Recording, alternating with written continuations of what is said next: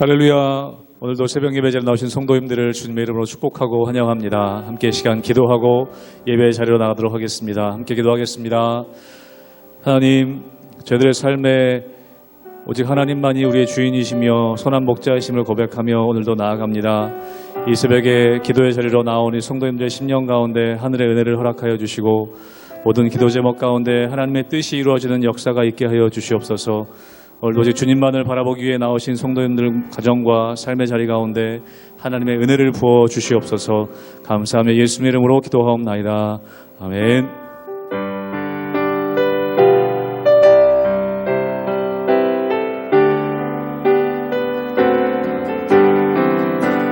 나의 영원하신 기업 생명보다 귀하다. 나의 갈 길 나가도록 나와 동행하. 나의 영원하신 기업, 나의 영원하신 기업 생명보다 귀하다. 나의 갈 길 나가도록 나와 동행하소서. 주께로 가까이 주께로 가오니 나의 갈 길 나가도록 나와 동행하소서. 세상 불귀한 이 땅과 모든 병에 버리고 험한 길을 가는 동안 나와 동행하. 주께로 가까이 주께로 가까이 주께로 가오니 나의 갈 길 나가도록 나와 동행하.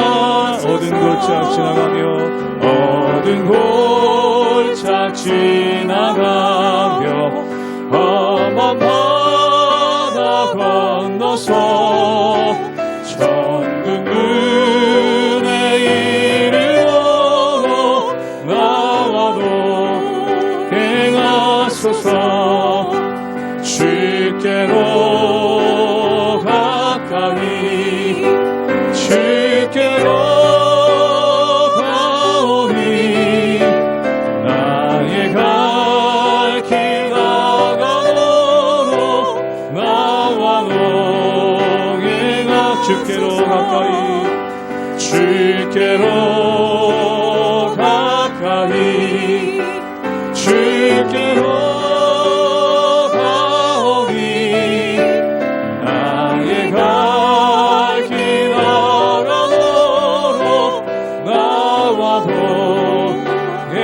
동행하소서.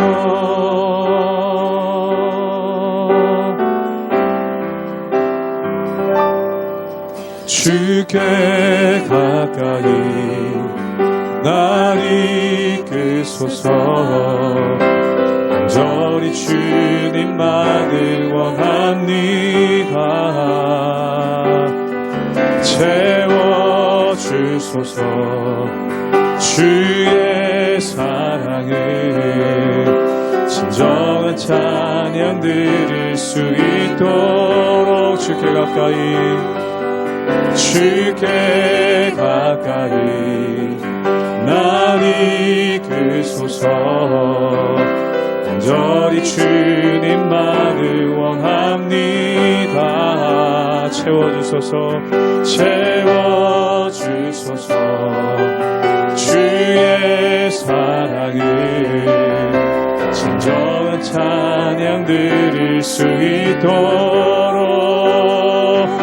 목마른 나의 영혼 주를 부르니 나의 맘 만져 주소서. 주님 맘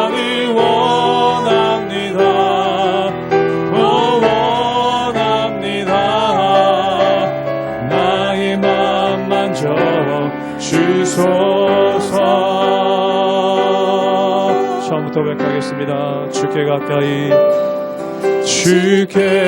가까이 날 이끄소서. 간절히 주님만을 원합니다. 채워주소서 주의 사랑을 진정한 찬양 들을 수 있도록 목마른 나의 영혼 주를 부르니 나의 맘 만져 주소서. 주님만을 원합니다.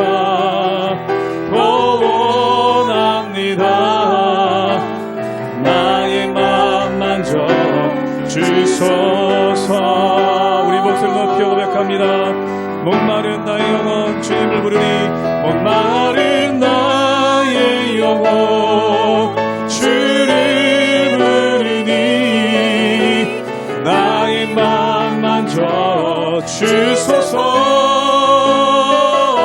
주님만을 원합니다.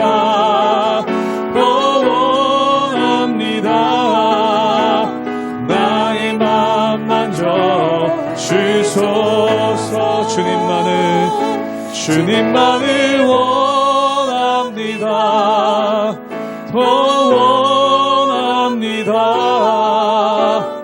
나의 맘 만져 주소서.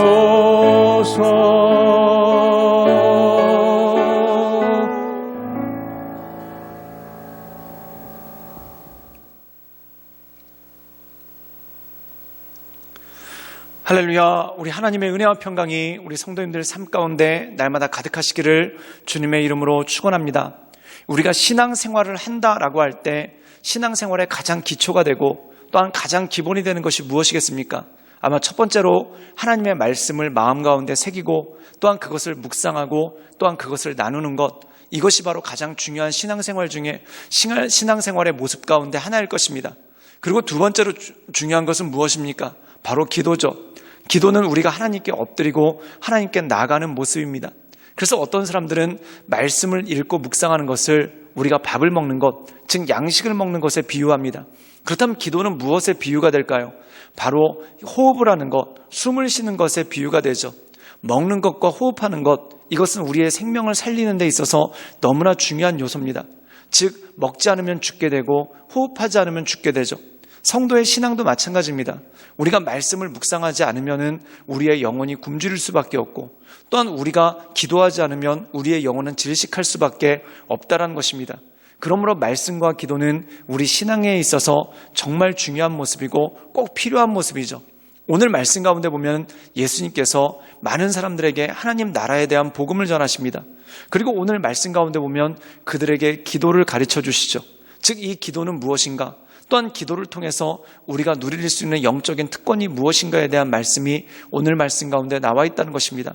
그러므로 사랑하는 여러분, 우리가 이 세상을 살아가는 동안 기도함을 통해 우리에게 응답하시고 우리에게 공급하시는 그 하나님을 바라보며 하나님의 은혜 가운데 날마다 살아가시는 우리 모든 성도님들 되시기를 주님의 이름으로 축원합니다.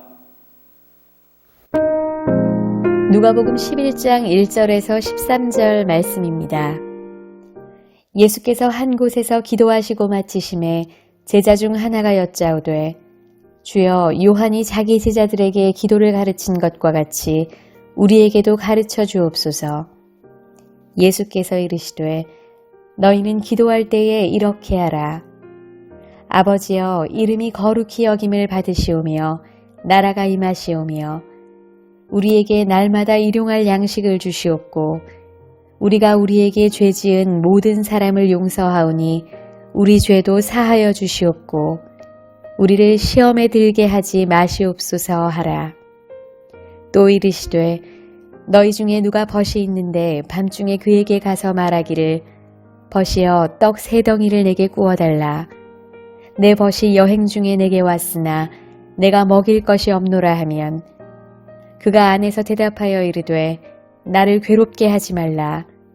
문이 이미 닫혔고 아이들이 나와 함께 침실에 누웠으니 일어나 내게 줄 수가 없노라 하겠느냐.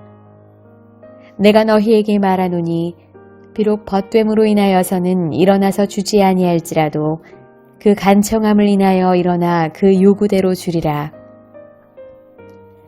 내가 또 너희에게 이르노니 구하라 그러면 너희에게 주실 것이요 찾으라 그러면 찾아낼 것이요 문을 두드리라 그러면 너희에게 열릴 것이니 구하는 이마다 받을 것이요 찾는 이는 찾아낼 것이요 두드리는 이에게는 열릴 것이니라. 너희 중에 아버지 된 자로서 누가 아들이 생선을 달라 하는데 생선 대신에 뱀을 주며 알을 달라 하는데 전갈을 주겠느냐. 너희가 악할지라도 좋은 것을 자식에게 줄 줄 알거든 하물며 너희 하늘 아버지께서 구하는 자에게 성령을 주시지 않겠느냐 하시니라. 오늘 말씀 가운데 보면은 예수님께서 기도를 마치시는데 제자들이 와서 예수님께 여쭙습니다. 사랑하는 여러분, 누가복음에 보면은 특별히 예수님께서 기도하시는 모습이 참 많이 나오는 것을 보게 됩니다. 제자들을 선발하시기 전에 밤새도록 기도하시는 모습이 나왔고 또한 모든 사역을 마치신 후에 한밤중에 나가서 기도하시는 예수님의 모습이 누가복음에 나와 있습니다. 즉 기도하시는 예수님의 모습을 통해 기도가 왜 얼마나 중요한지 우리에게 드러나고 있다는 것이죠. 하물며 예수님도 기도하시는데 우리가 어떻게 기도하지 않고 이 세상을 살아가고 또한 우리가 어떻게 기도하지 않고 이 세상을 이겨나갈 수 있겠습니까? 오늘 말씀 가운데도 보면 예수님께서 기도하시고 기도를 마치고 제자들에게로 나오셨습니다. 그때 제자들이 예수님께 이렇게 질문합니다. 우리에게도 기도를 가르쳐 주십시오.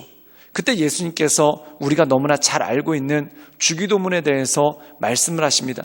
아마 주기도문은 많은 분들이 암송하고 있고 많은 분들이 외우고 있을 것입니다. 근데 이 주기도문 가운데 특별히 중요한 부분이 있습니다. 아니, 주기도문 가운데 중요하지 않은 부분이 어디 있겠습니까? 그런데 이 부분 가운데 우리에게 은혜를 주시는 부분이 있다는 것이죠. 우리 함께 누가복음 11장 3절의 말씀을 읽도록 하겠습니다. 제가 읽겠습니다. 우리에게 날마다 일용할 양식을 주시옵고. 오늘 말씀 가운데 보면은 우리에게 날마다 일용할 양식을 주십시오라는 그러한 기도를 반드시 하라는 겁니다.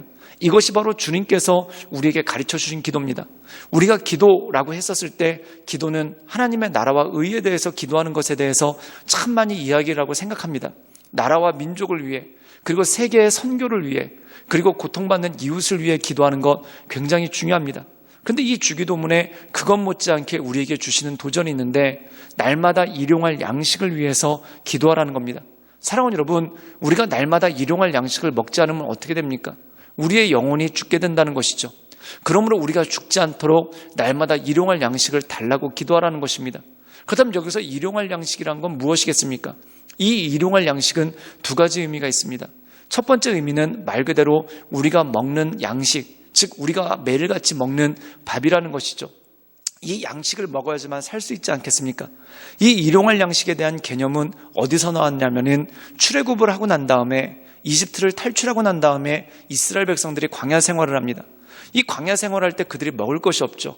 그런데 주님께서 매일같이 양식을 주시는데 그 양식이 바로 만나였다는 겁니다. 그 양식을 먹음으로 말미암아 그들이 하루를 살았다는 것이죠. 그렇다면 이 일용할 양식의 의미는 굉장히 큰 것입니다. 이 일용할 양식이 있어야 하루를 살아갈 수 있다는 겁니다. 즉 하루를 살 수 있는 양식을 주셨다는 것은 하루를 살 수 있는 시간을 주셨다는 것과 마찬가지라는 겁니다. 그런데 주님께서 우리에게 시간을 어떻게 주십니까? 날마다 주신다는 겁니다. 사랑하는 여러분, 우리에게는 사명의 시간이 있습니다. 즉 우리의 시간은 인생의 연수가 70년, 80년 정해졌을 수도 있습니다. 그런데 우리가 우리의 연수를 어떻게 장담할 수 있겠습니까?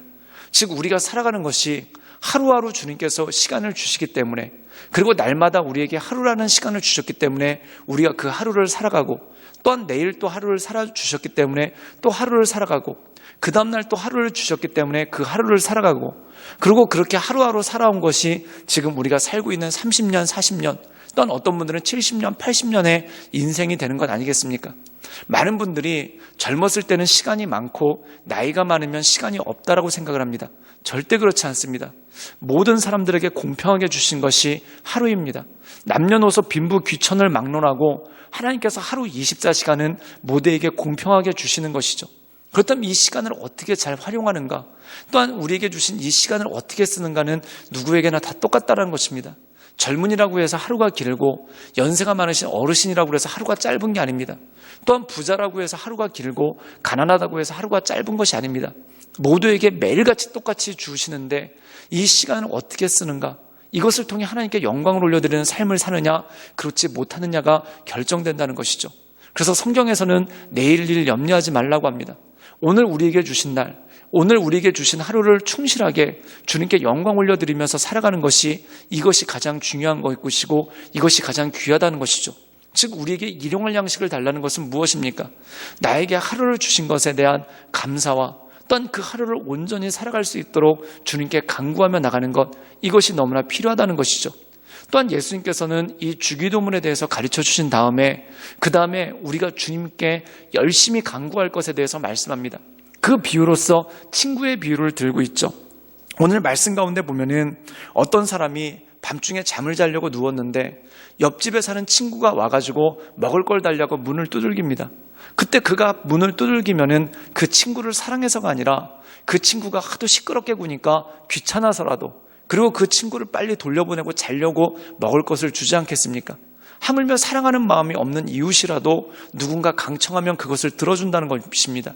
그런데 우리를 사랑하신 하나님께서 우리가 강청할 때, 또한 우리를 사랑하시는 하나님께서 우리가 간구할 때 어떻게 주시지 않겠습니까?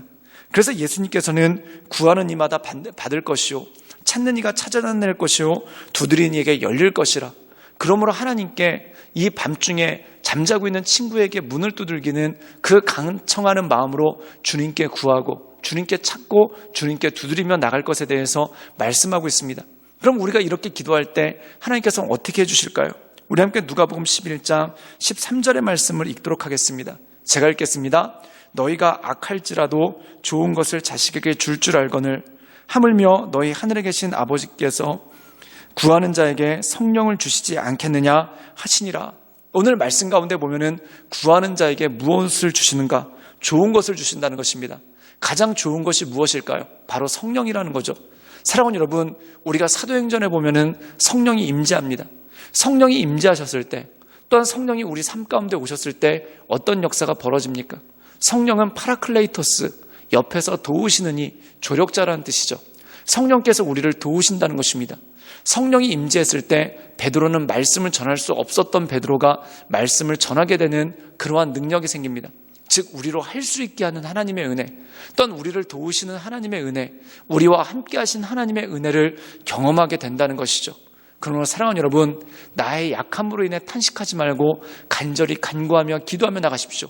그때 성령께서 우리를 도우시고 성령께서 우리에게 새 힘을 주시고 우리에게 새 능력을 주실 것입니다. 그 하나님을 바라보며 하나님의 은혜 가운데 날마다 승리하며 나가시는 우리 모든 성도님들 되시기를 주님의 이름으로 축원합니다. 함께 기도하시겠습니다. 늘 언제나 살아서 역사하신 주님, 우리가 주님을 바라봅니다. 우리가 주님을 의지합니다. 우리에게 기도를 가르쳐 주셨사오니 하나님, 날마다 우리에게 주시는 그 하루하루 우리가 잘 살 수 있도록 주님 도와주시고 역사하여 주시옵소서. 오늘 내게 주신 이 하루 헛되게 보내거나 방탕하며 사는 것이 아니라 주님 앞에서 잘 살 수 있도록 주여 힘주시고 능력 허락하여 주시옵소서.